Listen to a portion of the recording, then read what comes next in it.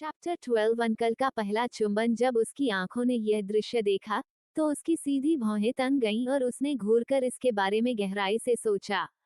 आधे दिल की धड़कन के बाद भी उसे छोटे भिखारी के जागने का कोई संकेत नहीं मिला, इससे पहले कि वह अपनी शक्तियों को बुलाता और उस दिशा में चलने के लिए पेड़ से छलांग लगा देता।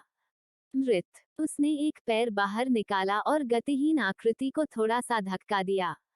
जब उसने देखा कि कोई प्रतिक्रिया नहीं हो रही है, तो वह नीचे बैठ गया और देखना चाहा कि छोटा भिखारी अभी भी सांस ले रहा है या नहीं। कौन जानता था कि जिस क्षण उसने खुद को नीचे उतारा ही था, वह निश्चल छोटी आकृति अचानक उछल पड़ी और उस पर झपट पड़ी। अपनी तैयारी की स्थिति में वह पूरी तरह से असंतुलित हो गया और उसे जमीन पर धकेल दिया गया। अंकल, हा हा हा, हु। फेंग जियू जोर जोर से हंस रही थी, तभी वह अचानक रुक गई और उसके चेहरे के भाव थम गए। उसने जमीन पर लेटे हुए चौंके हुए चाचा को देखा और फिर अपनी आंखें घुमाकर उसकी छाती पर लगे गंदे पंजों को देखा।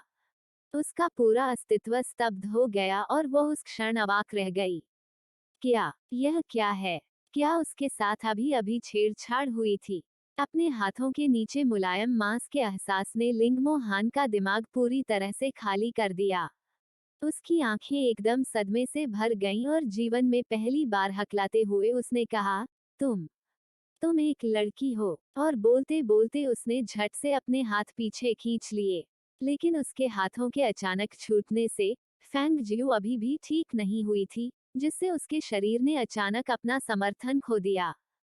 फेंग जियू आगे गिर गई और सबसे खराब तरीके से यह हो सकता था, उसका मुंह सीधे झाड़ीदार दाढ़ी वाले होंठों पर लगा। MMPH। वे दोनों अपने बंद होठों के नीचे कराहने लगे क्योंकि प्रभाव का दर्द उनके मुंह से बाहर निकल गया। इस बार लिंगमो हान ठिठक गया, उसकी आंखें पूरी तरह से खुल गईं, पूरी तरह से अविश्वसनीयता से भर गईं। और जैसे कि उसे किसी चीज से भयानक झटका लगा हो, उसकी आंखें पीछे मुड़ गईं और वह बेहोश हो गया। जब उसने देखा कि चाचा बेहोश हो गए हैं, तो फेंग जियू के चेहरे पर उदासी छा गई। वह उठी और अपने चेहरे की मालिश की जो घनी और बालदार दाढ़ी की चुभन से दर्द कर रहा था, और बार बार चिल्लाते हुए बोली, पुई, पुई, पुई। जैसे ही उसने घृणा से अपना मुंह पोंछा। मैंने तो तुम्हारी तरह एक बूढ़ी गाय के बारे में भी शिकायत नहीं की है जो एक शुद्ध और मासूम युवा लड़की को महसूस कर रही है और तुम्हारे पास मेरे सामने बेहोश होने का समय है। उसने अपने गंदगी से सने चेहरे पर हाथ फेरा और सचमुच बेहोश चाचा को घूर कर देखा और अचानक अवाक रह गई। मारक औषधि के लिए आवश्यक जड़ी बूटियों को संसाधित करने के बाद उसने उन्हें एक साथ मिलाया और निगलने की कोशिश की। लेकिन प्रभाव बहुत तीव्र था और इसके कारण उसके शरीर से खून की उल्टी होने लगी। फिर उसने तुरंत उस अवसर का लाभ उठाने का निर्णय लिया और छाया में छिपे व्यक्ति को यह देखने के लिए लुभाया कि वह कौन था। उसने उस चाचा की आवाज सुनने की उम्मीद नहीं की थी और वह उसके साथ एक चाल खेलना चाहती थी। कौन जानता था कि अंततः उसका फायदा उठाया जाएगा और यहाँ तक उसे अपने शरीर के साथ आजादी लेने के बाद उस आदमी को बेहोश होते हुए देखने के लिए भी मजबूर किया गया था। वह अपने पैरों को क्रॉस करके एक तरफ बैठ गई और उसने उस आदमी के जागने से पहले उस पर गौर किया, और उसने पाया कि चाचा वास्तव में अच्छे दिख रहे थे। हालांकि उसका आधा चेहरा घनी दाढ़ी से ढका हुआ था, लेकिन उसकी तीर जैसी सीधी भौहें, उसकी अत्यधिक नुकीली नाक, उसकी मजबूत तराशी हुई जबड़े की रेखा और दाढ़ी के नीचे छिपे सेक्सी होंठ किसी तरह उसके पूरे शरीर में एक प्रकार की मर्दांगी का संचार कर रहे थे। उसकी आंखें प्रशंसा से भर गईं, उसकी नजर धीरे धीरे नीचे की ओर चली गई, उस मजबूत और गठीले शरीर और उन लंबी और मांसल टांगों पर, और उसने स्वीकृति में सिर हिलाया और उसने मन ही मन सोचा, यह काया इस प्रकार की होगी जब वे कपड़े पहनते हैं तो वे स्टाइलिश दिखते हैं और जब वे कपड़े उतारते हैं तो वे मर्दाना दिखते हैं। जांच करने की आवश्यकता के बिना निस्संदेह उसके पास पेट की मांसपेशियों का पूरा सेट होगा। उसका हाथ पेट की मांसपेशियों को महसूस करने के लिए अनायास ही आगे बढ़ रहा था कि उसी समय उसके कानों में एक ठंडी और कठोर आवाज गूंजी, आप क्या कर रहे हो? जब लिंगमो हान उसे घूर रहा था तो उसकी भौहें एक खतरनाक कोण पर झुक गईं, फिर उसने तुरंत खुद को पलटा और खड़ा हो गया और उनके बीच कुछ दूरी बना ली। पहली बार जब वह जागा, तो उसे अचानक उसकी आंखों से चमकते हुए देखने का सामना करना पड़ा, जब वह उसके शरीर को घूर रही थी। हालांकि उसे उन आंखों में केवल प्रशंसा ही नजर आई, लेकिन क्या एक लड़की के लिए ऐसी आंखों वाले आदमी को घूरना वाकई उचित था? वे पंजे अभी पहुंचे ही थे कि उसने उसकी आवाज सुनी और उसने तुरंत, जितना स्वाभाविक रूप से संभव हो सके, अपने हाथों को उसके सिर पर खरोंचने की कोशिश की। फिर हंसते हुए कहा, अंकल, मैं कुछ नहीं करने जा रही थी। टीस्क, तुम इतनी जल्दी क्यों जाग गए? मैं पेट की उन मांसपेशियों को महसूस करना चाहता था। अध्याय 13 मोटा छिपा हुआ प्लास्टर। उसने अपने सामने मुस्कुराती हुई लड़की को देखा। उसकी आंखों में चमक भरी चमक के साथ उसने पीछे मुड़कर देखा, जब उसे वो कोमलता याद आई जिसे उसके हाथों ने पहले पकड़ा था, और वह स्पर्श जब उनके होंठ मिले थे। एक क्षण में उसका चेहरा काला पड़ गया, लेकिन उसका चेहरा उसकी बड़ी बड़ी घनी दाढ़ी से ढका हुआ था और दिखाई नहीं दे रहा था। उस आदमी को बिना कुछ बोले मुड़ते और चले जाते देख फेंग जियो एक पल के लिए आश्चर्यचकित हो गया। उसने कुछ देर तक इसके बारे में सोचा, फिर अपने कदम आगे बढ़ाए और उसके पीछे चली गई। अंकल, क्या आपको नहीं लगता कि हमारा मिलना किस्मत में है? देखिए, हम यहाँ एक बार फिर से मिलने में भी कामयाब रहे हैं। चूंकि यह मामला है, तो क्या हमें एक साथ यात्रा नहीं करनी चाहिए? जब वह आदमी उसे पूरी तरह से नजरअंदाज करते हुए आगे बढ़ता रहा, तो उसे इससे जरा भी परेशानी महसूस नहीं हुई। वह केवल अपनी अल्प शक्ति के साथ सोच रही थी और इस स्थान पर लक्ष्यहीन रूप से घूम रही थी। यह थोड़ा खतरनाक हो सकता है, लेकिन अगर वह उसके जैसे आदमी के साथ रहती, तो यह उसके लिए बहुत सुरक्षित होता। इसलिए जब भी वह चलता, वह उसके पीछे पीछे चलती, और जब वह रुकता, तो वह भी रुक जाती। लेकिन उसकी पूरी तरह से हृदयहीन चिंता की कमी की तुलना में लिंगमो हान के सामने होने से उत्पन्न होने वाली ठंड अधिक से अधिक तीव्र होती जा रही थी। अंत में, जब वह इसे और सहन नहीं कर सका, तो उसने उस पर ठंडी नजर डाली और उसके चेहरे पर गहरी उदासी उभर आई और उसने कहा, तुम्हें मेरा पीछा क्यों करना पड़ता है? वो खुद को एक ऐसे व्यक्ति के रूप में जानता था जो बिल्कुल भी पहुंच योग्य नहीं था। इस पूरे समय में कौन सा मनुष्य जब भी उसे देखता था तो उससे 3 कदम की सीमा से अधिक दूर नहीं रहता था। यहाँ तक कि सबसे व्यवहारहीन व्यक्ति भी जब उसके द्वारा बार बार पीछा किया जाता है तो वह इतना बेशर्म नहीं होगा कि उसका पीछा करना जारी रखे। लेकिन यह लड़की एक मोटी खाल के प्लास्टर की तरह थी, जिसे वह चाहे कुछ भी कर ले, हटा नहीं सकता था। क्योंकि आप एकमात्र व्यक्ति हैं जिन्हें मैं यहाँ जानता हूँ। उसने उसे ऐसे देखा जैसे उसे स्पष्ट रूप से देखना चाहिए। उसकी आंखें उस शरारती चमक को छिपाने की कोशिश कर रही थीं, लेकिन उसके चेहरे पर कुछ भी स्पष्ट नहीं था और वह गंभीर थी। जैसा कि उसने कहा, जिस क्षण से आपने मुझे चांदी की वह डली दी, मैं इसके बारे में निश्चित थी। आप वास्तव में एक दयालु व्यक्ति होंगे। लिंगमो हान के माथे पर हरी नसें चिंताजनक रूप से उभर आईं और उसकी भौं का एक कोना हिलने लगा। उसके पतले होंठ एक सीधी रेखा में खींच गए, और उसकी कातर दृष्टि उस पर एक क्षण के लिए पड़ी और वह बिना कुछ कहे आगे बढ़ता रहा। अगर उसे पहले पता होता कि उसकी लापरवाही से फेंकी गई चांदी की छोटी सी डली उसे मोटी खाल के प्लास्टर का इतना स्थायी टुकड़ा दे देगी, तो उसने चांदी के उस टुकड़े को बाहर नहीं फेंका होता, भले ही इससे उसके लिए कितनी भी बाधा उत्पन्न होती। स्वर्ग को पता था कि यह दयालुता के कारण नहीं था कि उसने चांदी का वह छोटा सा टुकड़ा दे दिया था, बल्कि ऐसा हुआ कि उसकी बैच में ढीला चांदी का एक छोटा सा टुकड़ा था और उसने सामने एक छोटे से भिखारी को देखा था, इसलिए उसने बिना सोचे समझे उसे बाहर फेंक दिया था। कौन जानता था? लिंगमो हान के पीछे चलते हुए फेंग जियू ने देखा कि वह जंगल में गहराई में जा रहा था, और जब उसने काले रंग में आकृति को देखा तो उसकी आंखें चमक उठी और पूछा, अंकल, मैंने सुना है कि गहरे इलाकों में क्रूर जानवर हैं, क्या यह सच है? उसे कोई उत्तर सुनने की उम्मीद नहीं थी, लेकिन उसकी ठंडी आवाज लापरवाही के साथ उसके कानों तक पहुंची।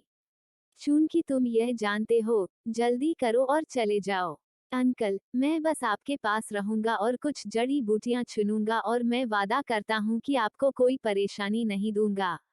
उसने अभी अभी अपनी नाड़ी की जांच की थी और उसके शरीर में जहर का एक बड़ा हिस्सा उस खून से साफ हो गया था जो उसने पहले उल्टी की थी। उसे आज रात केवल मारक औषधि की एक और खुराक लेने की आवश्यकता होगी और वह लगभग ठीक हो जाएगी।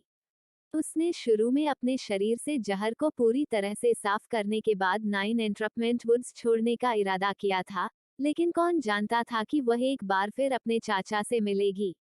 इसलिए उसने अपना मन बदल लिया और अधिक जड़ी बूटियां लेने के लिए उसके साथ चलने का फैसला किया। हालांकि वह जंगल के अंदरूनी हिस्से में आने में कामयाब हो गई थी, फिर भी यह अभी भी बाहरी किनारे का अंदरूनी हिस्सा ही था। अब जब वह वास्तविक अंदरूनी पहुंच में उसका पीछा करने जा रही थी, तो वह मदद नहीं कर सकी लेकिन थोड़ा उत्साहित महसूस कर रही थी और उसका दिल प्रत्याशा से भर गया था। आश्चर्य है कि उनमें किस प्रकार की चमत्कारिक जड़ी बूटियां होंगी। ऐसा कहा जाता है कि यह जगह जितनी खतरनाक होगी, जादुई जड़ी बूटियां चुनने की संभावना उतनी ही अधिक होगी।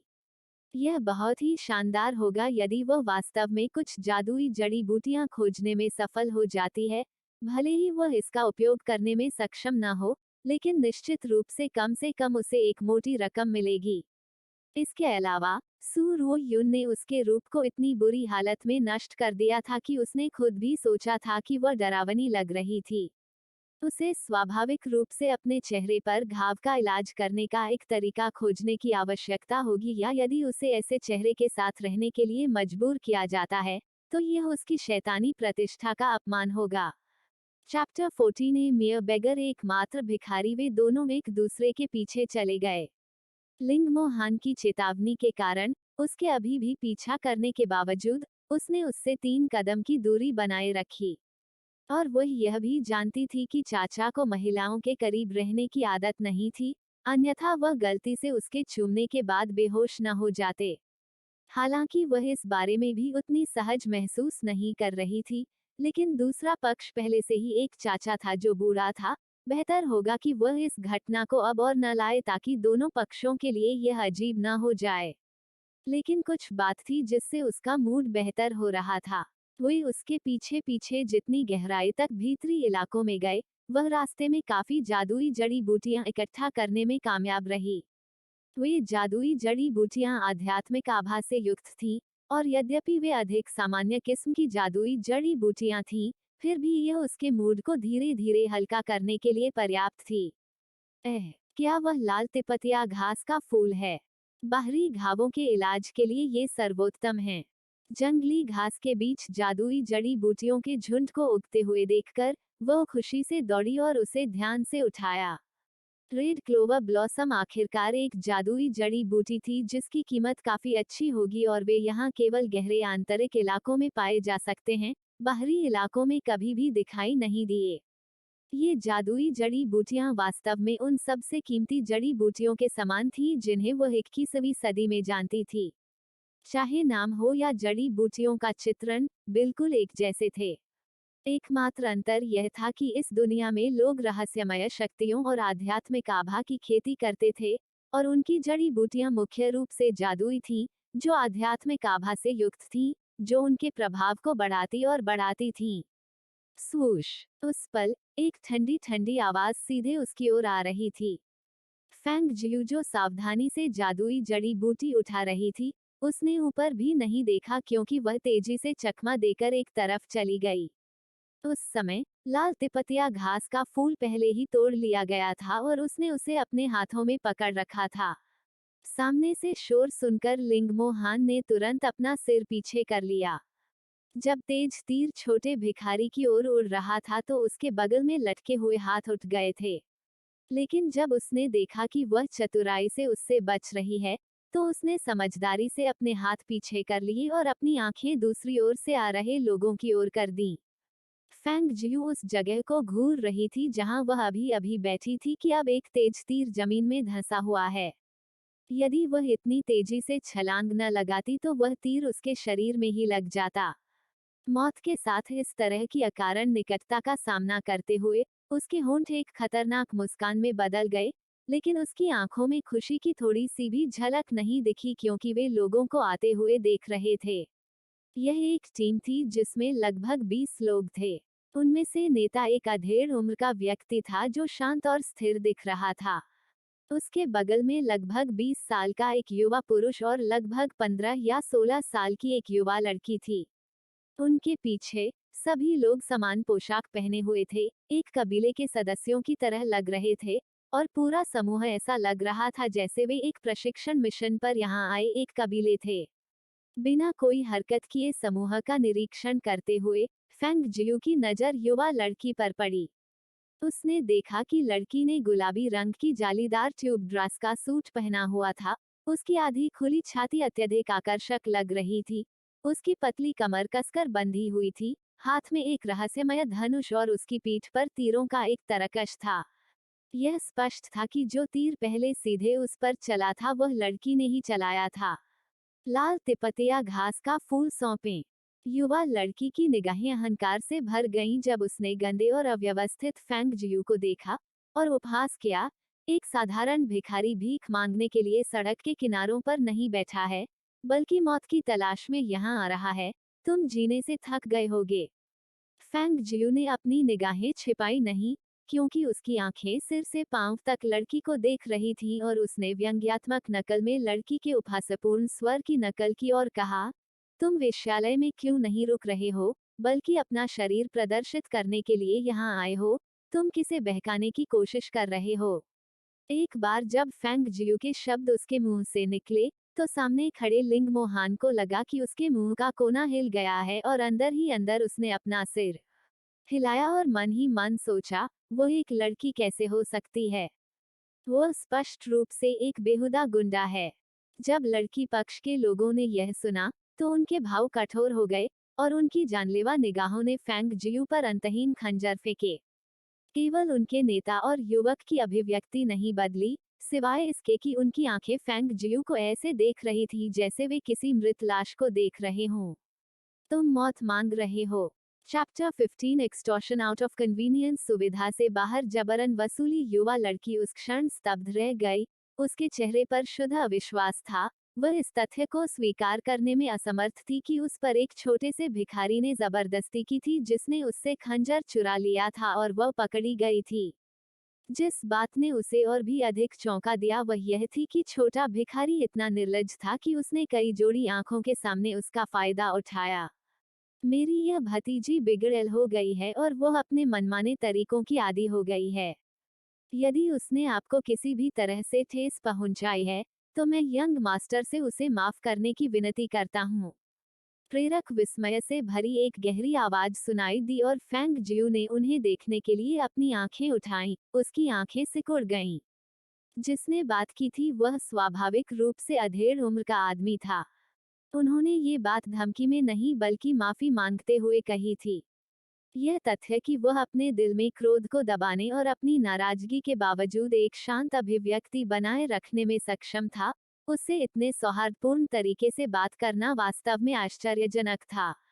तो जब आप खराब होने और इरादतन होने के आदी हो जाते हैं तो इसका मतलब है कि आप अंधाधुंध दूसरों की जान ले सकते हैं। अगर मैं चकमा देने में जल्दबाजी नहीं करता, तो मुझे लगता है कि मैंने पहले ही पाताल लोक के राजा को इसकी सूचना दे दी होती। उसने अधेड़ उम्र के आदमी की ओर व्यंग्य भरी दृष्टि से देखा। उसके मुंह पर एक अजीब सी मुस्कान फैल गई। प्रतिक्रिया न करना अशिष्टता होगी। मुझे वास्तव में उस सुंदर महिला का बदला चुकाना चाहिए। जैसे ही वह बोली, युवा लड़की की गर्दन पर दबाया गया खंजर एक पायदान नीचे चला गया और खून की एक बूंद बह निकली, जो गोरी सफेद त्वचा पर स्पष्ट रूप से लाल थी। ओह! युवा लड़की अचानक दर्द से होश में आ गई। जैसे ही खंजर उसकी गर्दन पर दबाया गया, उसने अपना शरीर अकड़ लिया और 1 इंच भी हिलने की हिम्मत नहीं की। उसका चेहरा डर और घबराहट से भर गया और कहने लगी, तुम कोई भी जल्दबाजी नहीं करते। उफ! सच में क्षमा करें। आपने पहले मुझ पर जो तीर चलाया था उससे मैं डर गया था और मेरे हाथ अभी भी कांप रहे हैं। ऐसा लगता है जैसे मैंने आपका खून कर दिया है। अपने सामने का दृश्य देखकर अधेड़ उम्र के व्यक्ति का चेहरा काला पड़ गया। उनकी पहले की सौहार्दपूर्ण अभिव्यक्ति जल्दी ही फीकी पड़ गई। उन्होंने फेंग जियू से कहा और गहरी आवाज में पूछा, आप वास्तव में क्या चाहते हैं? यह सुनकर फेंग जियू की आंखें मुस्कुरा दी। मैं मांग नहीं कर रहा हूँ, लेकिन मैं सोच रहा था कि अगर मेरे पास अपनी नसों को शांत करने के लिए कुछ सुनहरा या चांदी जैसी चीजें हों, तो मेरे हाथ अब और नहीं कांपेंगे। जब अधेड़ उम्र के व्यक्ति ने यह सुना, तो उसका चेहरा थोड़ा शांत हो गया और उसने अपने बगल वाले युवक को इशारा किया। युवक ने सिर हिलाया और आगे बढ़ा, फिर अपने कूल्हे से एक छोटा सा थैला निकाला और दो ठोस सोने की सिल्लियां निकाली। उस पल में फेंग जियू की नजरें युवक के अगोचर छोटे बैग पर पड़ी। उसके दिमाग में मौजूद यादों के मुताबिक वह एक कॉस्मोस बोरी होनी चाहिए जिसमें कई चीजें रखी जा सके, बाजार में एक अनमोल वस्तु। ऐसा लगता है कि लोगों का यह समूह कोई साधारण पृष्ठभूमि से नहीं था। उसने अपनी नजर उस आदमी के हाथ में मौजूद दो सोने की सिल्लियों पर डाली और उपहास करते हुए कहा, तुम एक भिखारी को भगा रहे हो। दो सोने की सिल्लियां और तुम्हें लगता है कि यह मेरी नसों को शांत कर सकती है। अपने सामने गंदगी से ढके छोटे भिखारी को देखकर उस युवक का चेहरा सख्त हो गया और उसने सोचा, क्या आप बिल्कुल वैसा ही नहीं हैं? हालांकि उसका हृदय तिरस्कार से भरा हुआ था, फिर भी उसके चेहरे से कुछ भी स्पष्ट नहीं हुआ क्योंकि उसने चार और अच्छी सिल्लियां निकाली। क्या यह पर्याप्त होगा? लिंगमो हान ने कई अच्छी सिल्लियों पर नजर डाली और वह चुपचाप दूसरी ओर देखने लगा। इस तरह चांदी और सोने की सिल्लियां ही उन्हें भौतिक चीजें खरीदने में सक्षम बनाती हैं। खेती के लिए चीजें खरीदना क्रिस्टल मुद्रा के बिना संभव नहीं होगा। अत्यधिक बेशकीमती क्रिस्टल मुद्रा की तुलना में ये सोने की सिल्लियां वास्तव में फीकी हैं। हालांकि उस छोटी सी भिखारिन ने अपना मुंह खोलते ही कुछ और नहीं बल्कि सोने और चांदी की चीजें मांगी थीं, जो कि बिल्कुल बेवकूफी थी। फेंग जियू को इसकी चिंता नहीं थी कि दूसरे लोग कैसे सोचेंगे। उसने कई सोने की सिल्लियों को देखा और उसकी निगाहें ऊपर उठ गईं और उसने कहा, हम इसके बाद भी रहेंगे। जब मैंने उसे जाने दिया, तो तुम सभी को मेरे पीछे नहीं आना चाहिए। सहज रूप में अधेड़ उम्र का आदमी अपनी गहरी आवाज में सहमत हुआ। आप क्या कहते हैं? वो युवा लड़की के चेहरे के करीब झुकी और मुस्कुराते हुए उससे पूछा। चैप्टर 16। अजीब कौशल। युवा लड़की अपमान से चीखने लगी, लेकिन यह पता नहीं चला कि यह शर्मिंदगी के गुस्से से था। जब उसका चेहरा लाल हो गया था और उसने बिना सोचे एक बार फिर अपने हाथ में धनुष उठाया और प्रत्यंचा छोड़ने से पहले फेंग जियू पर निशाना साधने के लिए अपनी पीठ पर तरकश से एक तीर निकाला। झकझोरना। निर्मम तीर रहस्यमय आभा से युक्त था और वह अंधी गति से फेंग जियू के दिल की ओर बढ़ रहा था, पूरी तरह से एक ही वार में फेंग जियू की जान लेने के इरादे से। अत्यंत निर्दयी। लड़की के साथ मौजूद लोगों ने जरा भी हरकत नहीं की। ऐसा लग रहा था कि नेता ने जानबूझकर लापरवाही बरती है। आखिरकार वे जो देख रहे थे उससे पता चलता है कि फेंग जियू एक छोटा सा भिखारी था, जिसके पास शून्य रहस्यमय शक्तियां थीं, जो शायद बेहद भाग्यशाली था कि वह यहाँ तक सका। और उस जैसे व्यक्ति के लिए बमुश्किल एक उंगली उठाकर उन सभी से आसानी से छुटकारा पाया जा सकेगा। फेंग जियू से कुछ ही कदम की दूरी पर लिंगमो हान ने इस बार हमले को रोकने के लिए कुछ नहीं किया। वह देखना चाहता था कि वह छोटी सी भिखारिन कितनी योग्य है। उनके अवलोकन से वह छोटी भिखारी लड़की बुद्धिहीन नहीं थी। वास्तव में उसने खुद को बेहद चतुर और चतुर दिखाया था। उसने कभी भी ऐसा कुछ नहीं किया जिसके बारे में उसे भरोसा नहीं था। एकमात्र बात यह थी कि यह स्पष्ट था कि उसके शरीर के भीतर रहस्यमय आभा का जरा भी अंश नहीं था, तो उसे इतनी आसानी से दूसरों को भड़काने का आत्मविश्वास कहाँ से मिल रहा था। जैसे ही उसने मन में सोचा, उसकी निगाहें तेज हो गईं। उसने देखा कि तेजी से आ रहे तीर से बचने के लिए उसने बड़ी फुर्ती के साथ कलाबाजी की, जिससे वह उसके नीचे से गुजर गया, जिससे उसे जरा भी चोट नहीं आई। इस दृश्य को देखकर न केवल लिंगमो हान, बल्कि दूसरी तरफ के अधेड़ उम्र के व्यक्ति और युवा व्यक्ति की आंखों में आश्चर्य की झलक दिखाई दी। प्रतिद्वंद्वी पर किसी भी रहस्यमय शक्ति के जरा भी संकेत के बिना, और यह अच्छी तरह से जानते हुए कि जो तीर छोड़ा गया था वह कितनी तेज गति से चल रहा था, वे निश्चित थे कि छोटा भिखारी उसे चकमा देने में बिल्कुल भी सक्षम नहीं होना चाहिए था। लेकिन छोटे भिखारी ने वैसा ही किया था। इसका सीधा सा मतलब यह था कि छोटा भिखारी उतना सरल व्यक्ति नहीं था जितना वह खुद को चित्रित कर रहा था।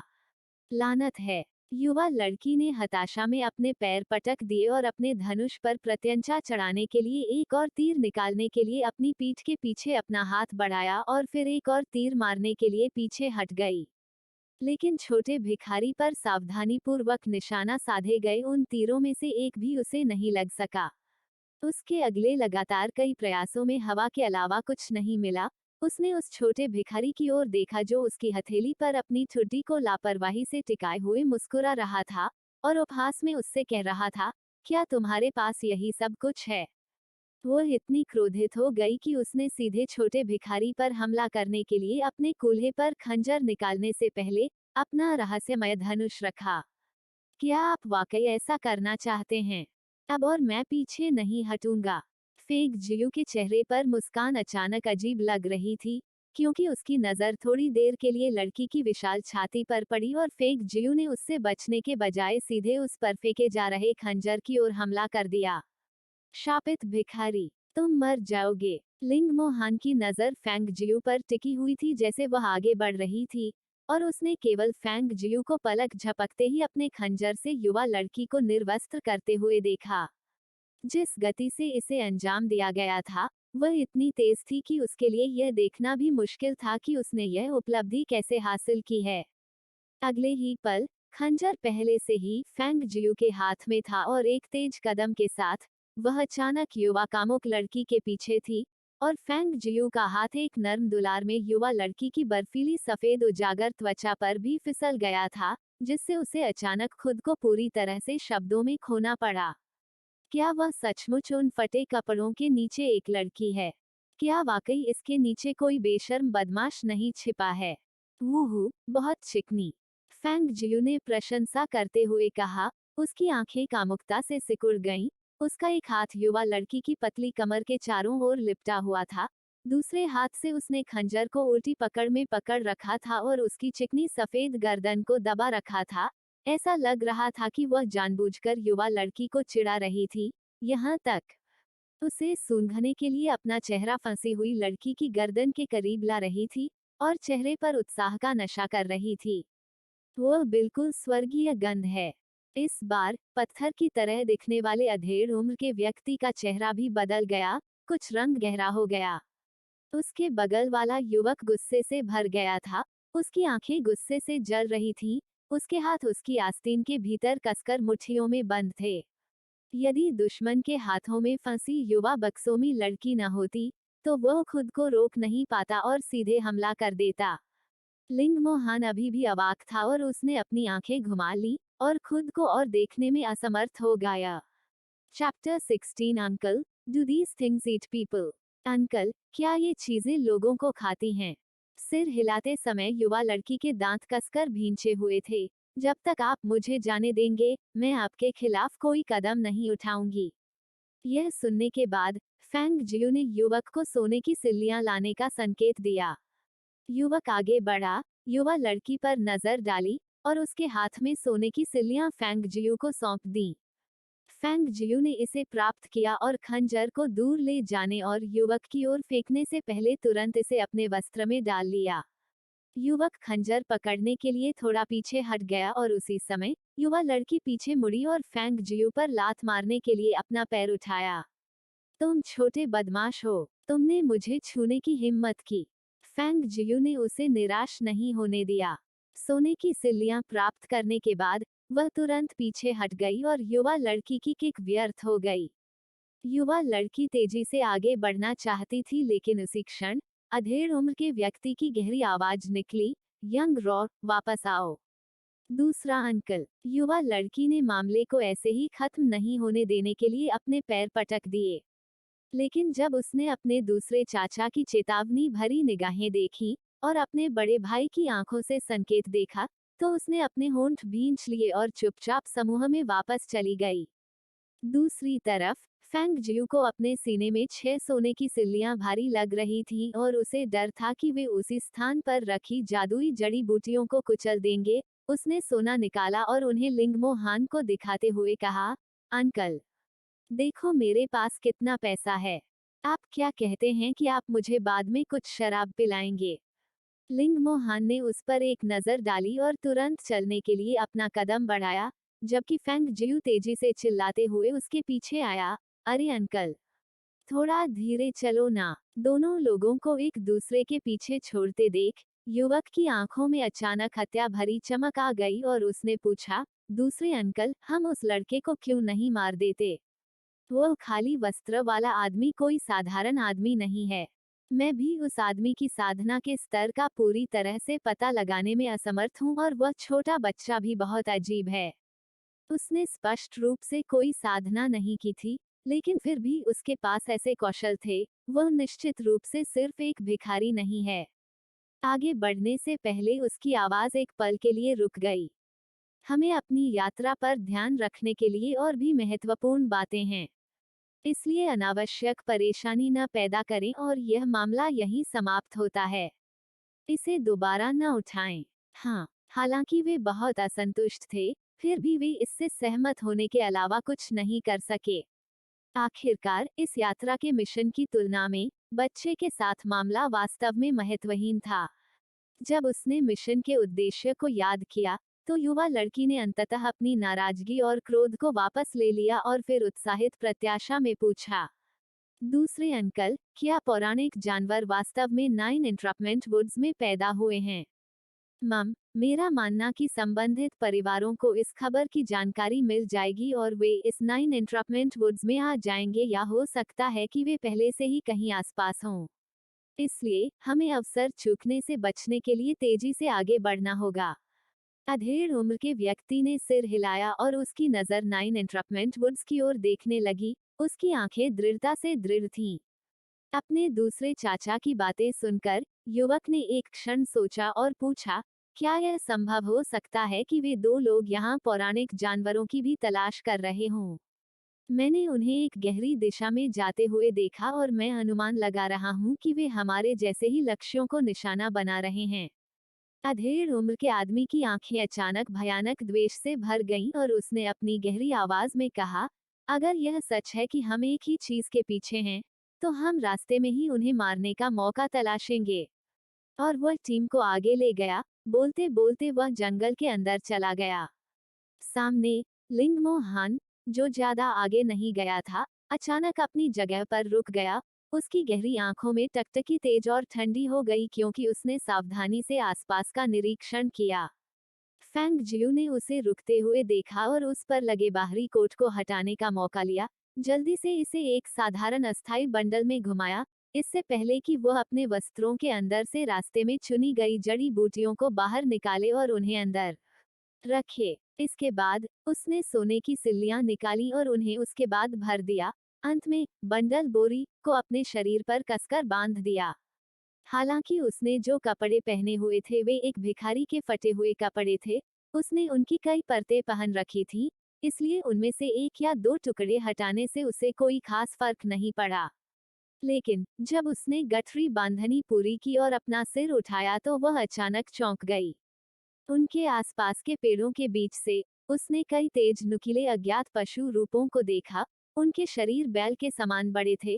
वे सावधानी से बाहर निकल रहे थे और उसने अपनी आंखें झपकाते हुए पूछा, अंकल, क्या ये चीजें लोगों को खाती है?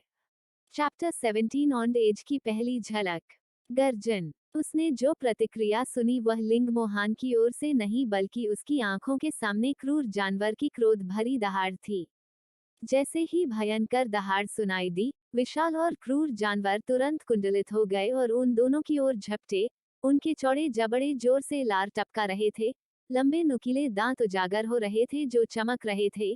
खून के प्यासे थे। एक ऐसा दृश्य जिसने लोगों को डर से कांपने पर मजबूर कर दिया। पेड़ के ऊपर लिंगमो हान की बर्फीली निगाहें चारों ओर घूम गईं, जैसे ही वह गहरी आवाज में चिल्लाया। पेड़ों पर चढ़ने की उसकी पुकार सुनकर फेंग जियू के चेहरे पर एक विस्तृत मुस्कान आ गई। उसने कहा था कि अंकल बहुत अच्छे आदमी थे। अंकल, आप खुद भी सावधान रहें। वह तेजी से अपनी फुर्ती के साथ एक विशाल पेड़ पर चढ़ गई और नीचे के दृश्य को देखने के लिए एक चौड़ी शाखा से लिपट गई। यह देखने के लिए उत्सुक थी कि चाचा किस तरह की हरकतें कर पाएंगे।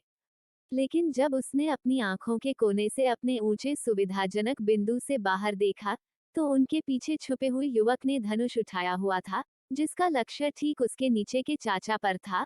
तो उसकी आंखों में तुरंत एक ठंडी चमक चमक उठी। उसका दिमाग चकरा गया जब उसने देखा कि एक क्रूर जानवर उस बड़े पेड़ से टकरा रहा है जिस पर वह खड़ी थी। उसने शाखा से लगे हाथ को छोड़ दिया और जानवर के हमले के उसी क्षण पेड़ से गिरने का समय आ गया। 10 से अधिक क्रूर जानवरों के साथ व्यस्त लिंग मोहान ने सहजता से देखने के लिए अपना सिर पीछे कर लिया और उसका चेहरा थोड़ा काला पड़ गया। परेशान करने वाला, वो उसे पकड़ने के लिए अपनी शक्तियां बुलाने ही वाला था कि उसने उसे अपनी ओर आंख मारते हुए देखा। यह देखकर उसकी भौहें तंग गईं और उसने अपनी ओर आ रहे क्रूर जानवर पर अपनी तलवार घुमाई। उसी क्षण फेंग जियू के जमीन पर गिरने के बाद उसने तुरंत अपने पैर उठाए और चिल्लाते हुए भागी, अर्घ, मदद करो। उसकी हरकतें अजीब थीं। जाहिर तौर पर उसके पास रहस्यमय आभा का जरा भी अंश नहीं था, क्योंकि वह क्रूर जानवरों के बीच बेतरतीब ढंग से इधर उधर भाग रही थी। वो किसी तरह मार खाने से बच गई थी। उनके चारों ओर चक्कर लगाने के बाद वह लिंग मोहान के पीछे छिपने के लिए नहीं भागी, बल्कि जिस रास्ते से वे आए थे उसी रास्ते से वापस भाग गई। मेरी मदद करो। कुछ ही दूरी पर पेड़ों के झुरमुट के पीछे छिपे 10 लोगों ने फेंग जियू को अपनी दिशा में भागते हुए देखा। 7 या 8 क्रूर जानवर उसका पीछा कर रहे थे और उनके चेहरे अचानक पीले पड़ गए। धत तेरी की, युवक ने धीरे से शाप दिया। वो अपने सामने काले वस्त्र पहने व्यक्ति की अनियमित हरकतों के कारण अपने हाथ में पीछे खींचे गए धनुष से एक अच्छा निशाना लगाने में सक्षम नहीं हो पाया था, और जब उसने क्रूर जानवरों को उनकी ओर भागते देखा, तो उसे पता चल गया कि उसकी हत्या का प्रयास विफल हो गया था। इसलिए उसने तुरंत छोटे भिखारी पर अपना निशाना साधने के लिए धनुष को थोड़ा सा स्थानांतरित किया और उसे छोड़ दिया। अपने आप को युद्ध के लिए तैयार करो, अधेड़ उम्र का आदमी चिल्लाया, और जैसे ही उसने छोटी तलवार को अपने कूल्हे पर मारा, उसकी रहस्यमय आभा चमक उठी।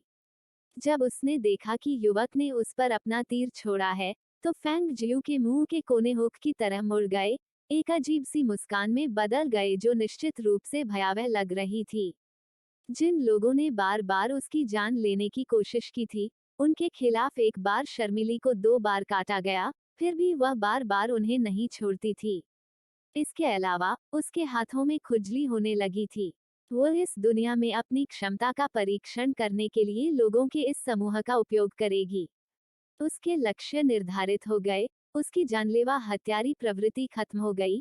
एक विजेता की जबरदस्त उपस्थिति से भरी एक ठंडी आभा भड़क उठी।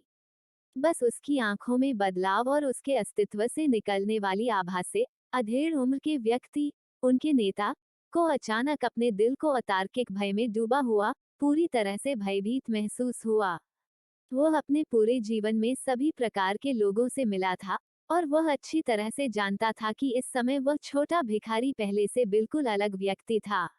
उसकी अचानक हावी होने वाली विजेता की उपस्थिति, वह सिहरन पैदा कर देने वाली जानलेवा आभा, और उन आंखों के भीतर आत्मविश्वास से भरी वो उत्साहपूर्ण हवा, उसे डर से कांपने के लिए काफी थी।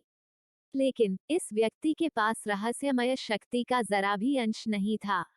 उनका मानना कि छोटा भिखारी चाहे कितनी भी मजबूत आभा को बाहर निकालने में सक्षम क्यों ना हो, युद्ध में छोटा भिखारी उस पर किसी भी तरह हावी नहीं हो सकता। लिंग मोहान की नजर भी छोटी भिखारी लड़की पर पड़ी, और उसकी गहरी आंखों में एक चमकदार चमक चमक उठी।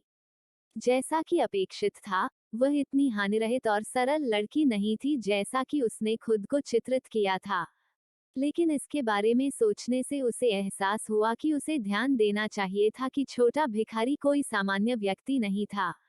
किस तरह की एक साधारण लड़की 9 इंट्रपमेंट वुड्स में अकेले प्रवेश करने की हिम्मत करेगी? हालांकि उसमें थोड़ी सी भी रहस्यमय शक्ति के बिना वह उन लोगों से मुकाबला नहीं कर पाती। लेकिन जल्द ही उसे एक और एहसास हुआ कि उसने अभी भी उसे कम आंका था। चैप्टर 18 जानलेवा आभा से भरपूर। वह केवल यह देखने में कामयाब रहा कि वह आकृति अपनी ओर तेजी से बढ़ रहे तीर से बचने के लिए कुछ अजीब हरकतें कर रही थी, जबकि वह 7 या 8 क्रूर जानवरों को पुरुषों के समूह की ओर ले जा रही थी। जैसे ही वह उतरी, उसने अपने पैरों को लपेट लिया और जैसे ही वह घूमी, उसके हाथों ने एक पेड़ की शाखा पकड़ ली और वह तुरंत उछल पड़ी। आगे की गति का पूरा उपयोग करते हुए उसके पैरों ने लात मारी, उसे पेड़ से नीचे गिरा दिया, गोली की तरह तेज गति से सीधे उसके लक्ष्य पर। स्वाभाविक रूप से वह युवक था जिसके हाथ में अभी भी धनुष था। क्विक डॉज, अधेड़ उम्र का आदमी सदमे में चिल्लाया। वह उस युवक को खींचने के लिए आगे बढ़ना चाहता था, लेकिन खूंखार जानवर उसकी ओर झपटे थे और उसके हाथ पांव फूल गए थे। उसे उसकी मदद करने का समय कहाँ मिलता। अफसोस, वो केवल उस छोटे भिखारी को तेजी से उड़ते हुए देखता रहा जब उसका पैर पूरी तरह फैला हुआ था। सौभाग्य से वो युवक गगनभेदी चीख से चौंककर जाग गया था और उसका शरीर सजगता से एक कदम पीछे हट गया था और उस लात से बाल बाल बच गया था, जिसे फेंग जियू ने सीधे उसके सिर पर निशाना बनाकर मारा था, जिससे उसकी जान चली जाती। लेकिन उसके दिल की धड़कन अभी भी बहुत धीमी थी और उसके चेहरे पर अभी भी लात मारी गई थी। युवक टक्कर से कुछ कदम पीछे लड़खड़ाकर पीछे चला गया और उसी समय एक क्रूर जानवर ने उस पर हमला कर दिया, लेकिन बगल में मौजूद युवा लड़की ने उसके वार को रोक दिया। बड़े भाई, इससे बाहर निकलो, युवा लड़की चिल्लाई, उसकी आवाज घबरा गई, उसका चेहरा चिंता से भर गया। युवक उस क्षण ठीक हो गया और उसके चेहरे पर जलन के दर्द ने उसके दिल में क्रोध जगा दिया। उसने रहस्यमय धनुष रखा और उसने अपनी रहस्यमय शक्ति को उछाल में बदल दिया। उसने रहस्यमय ऊर्जा को अपनी दो मुट्ठियों में इकट्ठा किया और प्रहार किया। एक जोरदार बम गूंजा और वह क्रूर जानवर जो उस पर हमला कर रहा था, अचानक प्रभाव से उड़ गया। हाय! बम! खूंखार जानवर दर्द से कराह उठा और उसका शरीर जोर से जमीन पर गिर गया, क्योंकि टक्कर से जमीन थोड़ी हिल गई। जब पहरेदारों ने देखा कि उस युवक ने एक ही वार से पूरे जानवर को उड़ा दिया है, तो वे अचानक घबरा गए। चिल्लाते हुए उनकी आंखें चमक उठी, युवा मास्टर सचमुच शानदार है। जैसे ही उनके दिल युद्ध की लालसा से उबल रहे थे, उस क्षण अचानक वह भ्रम शांत हो गया जिसने उनके बीच सावधानी बरतते हुए तबाही मचा दी थी। कुछ ही समय बाद, वे सभी क्रूर जानवरों को मारने में कामयाब रहे।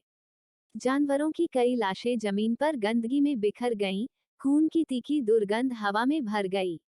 संकट टल जाने के बाद समूह को अचानक एहसास हुआ कि उनसे बहुत दूर नहीं दूसरे क्षेत्र में जानवरों की 7 से 8 लाशें थीं।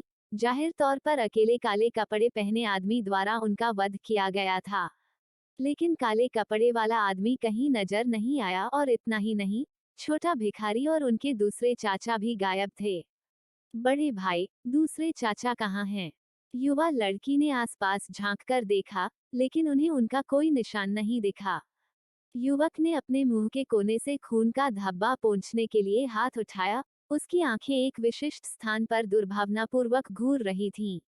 वह कुछ नहीं बोला, बल्कि रहस्यमय धनुष उसकी ओर लौटा दिया और अचानक अपनी बाईं ओर चलने लगा। युवा लड़की और गार्ड तुरंत उसके पीछे चलने के लिए दौड़ पड़े। घनी छतरियों की आड़ में जानलेवा आभा छलक रही थी और ठंडी आभा के व्याप्त और फैलने से हवा भी ठंडी हो गई थी। अधेड़ उम्र के व्यक्ति की गहरी नजर फेंग जियू पर टिकी हुई थी। उसकी धीमी आवाज ठंडी थी और उसने कहा, तुम मेरे बराबर नहीं हो। तुम्हें बेकार संघर्ष करने की कोई जरूरत नहीं है। वास्तव में, फेंग जियू की मुस्कुराहट प्रकट हुई और उसके पूरे अस्तित्व से जानलेवा आभा घनीभूत हो गई। अधेड़ उम्र के व्यक्ति ने जोर से खर्राटे लिए जैसे कि उसके दृढ़ आत्मविश्वास का मजाक उड़ा रहा हो। उसने अपनी रहस्यमय शक्तियों को बुलाया और उसे अपने हाथ में तलवार में भर लिया। उसकी तराशी हुई नोक अगले ही पल अचानक आगे बढ़ गई। बजना, खंजर तलवार से टकराया और एक जोरदार आवाज गूंजी, जिससे चिंगारियां उड़ने लगीं। लगभग उसी क्षण, उनके हाथों में मौजूद दो हथियार पलट गए और तुरंत एक और हमला करने लगे। कई बार पास करने के बाद, तलवार बेरहमी से मारी गई क्योंकि वह सीधे फेंग जियू की ओर बढ़ी। तलवार की धार को तलवार की आभा से और भी अधिक निखारा गया, जिससे उसे चकमा देने की अनुमति नहीं मिली। कुछ ही दूरी पर एक पेड़ पर, लिंग मोहान ने दृश्य को स्पष्ट रूप से देखा और उसकी सीधी भौहें तन गईं। अगले ही पल, उसकी नजर बदल गई जब उसने फेंग जियू की बाद की हरकतों को देखा। वास्तव में इसकी उम्मीद नहीं थी। Chapter 19 rolling with the power encounter तलवार के उस प्रहार से बचना उसके लिए असंभव लग रहा था। लेकिन सभी उम्मीदों के विपरीत, उसी क्षण जब तलवार की नोक उसकी छाती को छेदने वाली थी, उसका शरीर एक झटके में पीछे की ओर गिर गया और पीछे की ओर पलटने के बल से उसके कूल्हे ने एक मजबूत मोड़ दिया और वह एक चक्कर में पड़ गई। न केवल तलवार के उस घातक वार से बच गई, बल्कि उसके हाथ में पकड़ी हुई खंजर भी अचानक अधेड़ उम्र के आदमी की ओर अंधी गति से बढ़ रही थी। जिस क्षण उसने पाया कि फेंग जियू ने अपने मजबूत कूल्हों के साथ उसकी तलवार के प्रहार को टाल दिया है, अधेड़ उम्र का आदमी चौंक गया और जानलेवा आभा उसकी आंखों के सामने पहले से ही आ रही थी। उस स्थिति में वह तेजी से पीछे हटने के अलावा कोई और हमला नहीं कर सकता था, लेकिन फिर भी वह थोड़ा धीमा था। सजाग, वह दर्द से कराह रहा था। हवा का एक ठंडा झोंका खींच रहा था। उसकी शातिर निगाहें उसके सामने खड़ी आकृति को ठिठुरती हुई घूर रही थीं। हालांकि वह बमुश्किल उस घातक हमले से बचने में कामयाब रहा था, लेकिन खंजर से उसकी बांह पर गहरा घाव हो गया था, जिसने हड्डी तक काट दिया था। भयानक लाल खून निकल रहा था, तेजी से उसकी आस्तीन में समा रहा था। घाव के दर्द के कारण उसका हाथ बुरी तरह कांपते हुए बगल में लटक गया। दूसरा अंकल, युवा लड़की जोर से चिल्लाई और तेजी से भागी। उसे मार डालो, अधेड़ उम्र के आदमी ने दांत पीसकर थूक दिया। गार्डों ने तुरंत प्रतिक्रिया दी, लेकिन युवक के ऊपर उठे हुए हाथ से उन्हें रोक दिया गया। मैं इस छोटे भिखारी से खुद निपट लूंगा। युवक के शरीर से क्रूर और दुर्भावनापूर्ण हवा निकल रही थी। खून की प्यासी गंध उस पर घनीभूत हो रही थी। आंखें बिल्कुल जहरीले सांप की तरह फेंग जियू पर टिकी हुई थीं। जैसे ही उसने अधेड़ उम्र के व्यक्ति को युवा लड़की द्वारा मदद करते हुए देखा, फेंग जियू की नजरें उस युवक पर टिक गईं, जिसके शरीर से दुर्भावनापूर्ण भावनाओं की तीव्र लहरें निकल रही थीं। जैसे ही उसने कहा, उसकी ठुड्डी ऊपर उठ गई। उसकी आवाज में अवमानना आवाज थी, तुम मेरे बराबर नहीं हो। हालांकि वह उस युवक से काफी स्थिर तरंगे महसूस कर सकती थी, लेकिन यह मध्यम आयु वर्ग के व्यक्ति के समान स्तर पर नहीं थी। भले ही वह उस अधेड़ उम्र के आदमी को मारना चाहती हो, लेकिन उसकी जान लेने से पहले उसे कम से कम कई चालें चलनी होंगी। लेकिन अब उसके पहले के इस युवा के लिए, उसे ऐसा करने के लिए पसीना बहाने की भी जरूरत नहीं होगी। अभी भी थोड़ी दूरी पर पेड़ पर, जब उसने उसे अहंकार में अपनी ठुड्डी को थोड़ा ऊपर उठाते हुए देखा और अवमानना साथ अपने शब्दों को उगलते हुए देखा, तो लिंग मोहान ने चुपचाप अपना सिर हिला दिया। आखिरकार वह अभी भी एक छोटी लड़की है। लेकिन जब उसने पहले अधेड़ उम्र के आदमी से लड़ाई की तो उसने जो देखा, उससे वह जानता था कि अब वह अकेले ही उस पूरे समूह से मुकाबला करने में सक्षम होगी। अपने कौशल के साथ, जब तक वह जंगल के इन अंदरूनी हिस्सों में उचित सावधानी बरतती है, उसे किसी भी दुर्घटना का सामना नहीं करना पड़ेगा। इस विचार के साथ, उसने एक पल के लिए उस आकृति को गौर से देखा, इससे पहले कि उसने अपनी शक्ति जुटाई और दूर छलांग लगा दी। तुम्हारे बराबर नहीं। हाँ, तो फिर चखो कि मैं क्या करने में सक्षम हूँ। युवक जोर से चिल्लाया और उसके शरीर में रहस्यमय शक्ति का संचार हुआ। उसकी रहस्यमय शक्ति की एक नारंगी चमक उसके शरीर से चमक उठी। उसने अपनी मुट्ठियां भींच ली और चिल्लाते हुए बाहर निकला और फेंग जियू की ओर एक मुक्का मारा। उसकी रहस्यमय शक्तियों से नारंगी चमक देखकर फेंग जियू की भौहें ऊपर उठ गईं। उस अधेड़ उम्र के व्यक्ति की तलवार पर उसकी आभा भी हल्के नारंगी रंग से ढकी हुई प्रतीत होती थी। उसने उम्मीद नहीं की थी कि इस आदमी की रहस्यमय शक्ति की खेती लगभग उसी मध्यम आयु वर्ग के आदमी के समान थी। 5 टन का पंच। फेंग जियू ने उसकी मुट्ठी के पीछे हवा को देखा और वह तुरंत वापस कूद गई। उसने देखा कि चकमा देने के बाद युवक के मुके ने एक बड़े पेड़ को गिरा दिया था। उसने पेड़ के तने में छोड़े गए मुके के निशान की गहरी छाप देखी। वो गुप्त रूप से आश्चर्यचकित थी। मार्शल आर्ट के साथ विकसित रहस्यमय शक्तियों के साथ, इसकी परिणामी शक्ति देखने में काफी चौंकाने वाली थी। उसके प्रतिद्वंद्वी ने अपनी मुट्ठियों से हमला किया। हर एक झटका बेहद शक्तिशाली था। अगर वह जवाबी कार्रवाई में ताकत से जवाब देती, तो जाहिर तौर पर यह काम नहीं करता। यदि ऐसा होता तो वह इसका प्रतिकार करने के लिए अपार शक्ति के साथ काम करती। जैसे ही वह तेजी से पीछे हटी और अपने हाथ में मौजूद खंजर को दूर रखा, उसकी आंखें स्पष्टता से चमक उठीं। युवा लड़की ने अपने दूसरे चाचा के घावों पर पट्टी बांधने के बाद उसने फेंग जियू को अपना खंजर दूर रखते हुए देखा और उसने तिरस्कार पूर्वक उपहास किया, दूसरे चाचा, क्या उस छोटे भिखारी ने सदमे से अपना दिमाग खो दिया है? उसने अपना खंजर भी दूर रखा था। क्या वह वास्तव में सोचता है कि वो मेरे बड़े भाई को लड़ाई में हरा सकता है? अधेड़ उम्र का आदमी इसके बजाय फेंग जियू को सोच समझकर देख रहा था। उसकी आंखें थोड़ी संदिग्ध थीं, उसके दिल में बेचैनी का एहसास था। चैप्टर 20 एक्सट्रीम टेरर चरम आतंक और आगे जो उसकी आंखों के सामने आया उसने उसे उसकी बेचैनी का कारण बता दिया। उसने देखा कि छोटे भिखारी ने अपने घुटनों को थोड़ा मोड़कर अपने पैरों को फैलाने के लिए एक पैर उठाया। ऐसा लग रहा था मानो उसकी सारी ताकत खत्म हो गई हो। उसके दोनों हाथ धीरे धीरे ऊपर उठाने से पहले उसके दोनों हाथों को ढीला छोड़ दिया गया था। जब उसके अपने भतीजे ने जोरदार मुक्का मारा, तो छोटे भिखारी ने अपना पैर पीछे लाकर अपने शरीर को बाईं ओर मोड़ लिया और एक ही गति में अपने भतीजे की मुट्ठी पकड़ ली। छोटे भिखारी का हाथ अपने भतीजे के अंगूठे और तर्जनी के बीच हथेली के जाल पर सटीकता के साथ चिपक गया।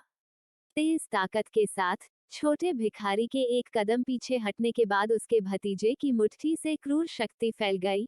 छोटे भिखारी ने अपने भतीजे की बांह को बंद करने के लिए अपने शरीर को घुमाया और हवा में एक तेज आवाज गूंजी और उसके तुरंत बाद एक चीख निकली। अर्ररघे! युवक ने एक लंबी चीख निकाली। उसकी बांह में असहनीय दर्द के कारण उसका चेहरा घातक रूप से पीला पड़ गया। लेकिन इतना ही नहीं, उसका हाथ अभी भी बंद था। वो उसे खींचकर आजाद करने में पूरी तरह से असमर्थ था, और इससे भी अधिक, वो जरा भी पीछे हटने में असमर्थ था। अपना हाथ टूटने के बाद उसने अपने दूसरे हाथ से उस छोटे भिखारी पर प्रहार किया जिसे भी पकड़ लिया गया और बंद कर दिया गया, और उसका भी वही हश्र हुआ। क्रैक! जी घग! बड़े भाई! युवा मास्टर! चिल्लाते हुए गार्ड और युवा लड़की सदमे से पीले पड़ गए। जो भयावह दृश्य वे देख रहे थे उससे उनकी आवाजें कांप उठीं।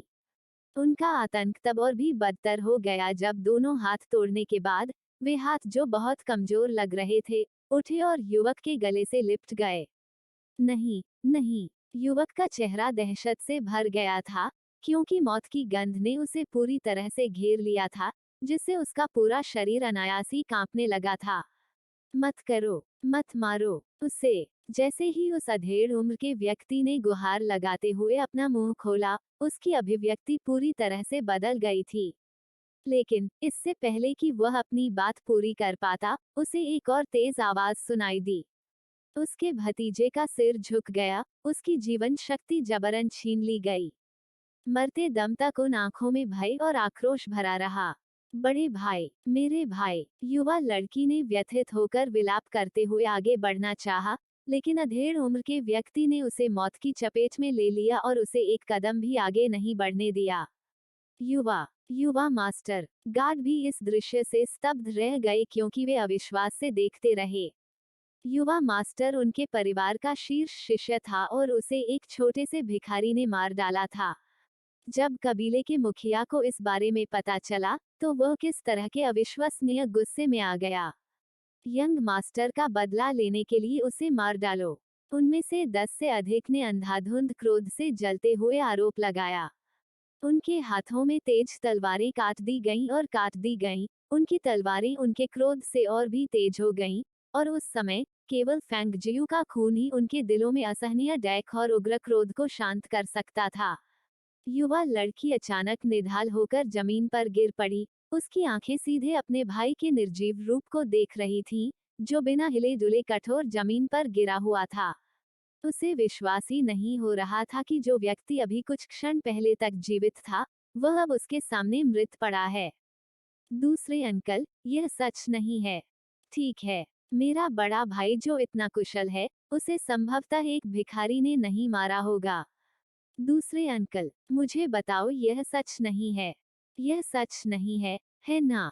उसने अधेड़ उम्र के व्यक्ति का हाथ अपने हाथ में पकड़ लिया और रोते हुए पूछने लगी, अपनी आंखों के सामने क्रूर दृश्य को स्वीकार करने में असमर्थ थी। उसका बड़ा भाई कबीले का गौरव था, उन सभी में सबसे उत्कृष्ट व्यक्ति था। यह संभव नहीं था कि उसे एक भिखारी द्वारा मार दिया जाएगा। उसी समय उस अधेड़ उम्र के व्यक्ति को डैक और शोक मनाने या यहाँ तक कि चौंकने का मौका नहीं दिया गया, क्योंकि वह देख रहा था कि भिखारी पर हमला करने वाले 10 ओवरगार्ड एक एक करके गिर रहे थे। उनकी संख्या तेजी से कम हो रही थी, और इसके बजाय उसने छोटे भिखारी के शरीर पर एक भी घाव नहीं देखा। उठो, हमें अब निकलना होगा, वह चिल्लाया, एक त्वरित और तेज निर्णय लेने के लिए मजबूर हुआ। वह अपने अच्छे हाथ के साथ आगे बढ़ा और अपनी भतीजी को जबरन ऊपर खींच लिया, जो अभी भी कमजोर महसूस कर रही थी और जमीन पर गिरी हुई थी। मैं अपने भाई का बदला लेना चाहता हूँ। मैं उसे मार डालूंगा, मैं उसे मार डालूंगा। युवा लड़की चिल्लाती और चिल्लाती रही, अधेड़ उम्र के आदमी की पकड़ से छूटने और आगे बढ़ने के लिए संघर्ष कर रही थी। अभी उठो, तुम उसे नहीं मार पाओगे। अधेड़ उम्र का आदमी उस पर जोर से चिल्लाया, भागो, अगर हम अभी नहीं गए तो बहुत देर हो जाएगी। उसने जाने के लिए उसे जबरन खींच लिया, और उसकी आंखों ने गलती से एक मुस्कुराता हुआ चेहरा देखा जिसमें उसकी निर्दयी आंखें थीं, और उसकी त्वचा रेंग गई।